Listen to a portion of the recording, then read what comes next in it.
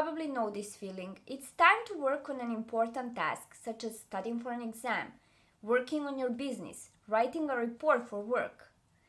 But when it's time to work, you say to yourself, let me just quickly check my phone. You take your phone, and that one quick check can turn into hours of scrolling. In today's video, I'm going to talk about why we scroll from the point of view of neuroscience and what to do to break this pattern. More in today's video.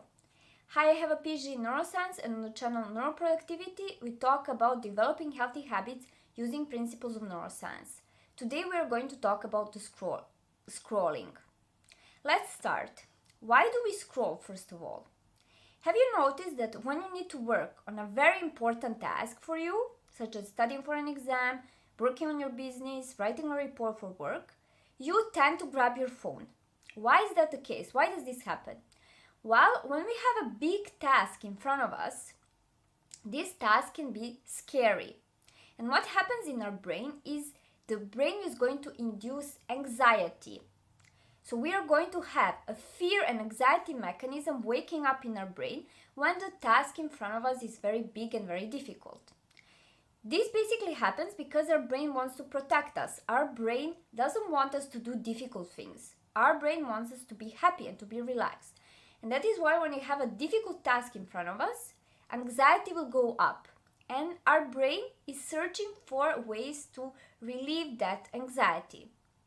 And scrolling is a very good way for that because, first of all, it's easy. Scrolling is way easier than studying for an exam or working on your business or writing a report, right? It takes no effort whatsoever.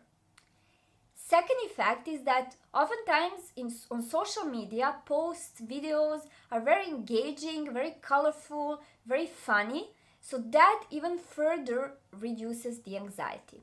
However, we know that this anxiety relief is very short term.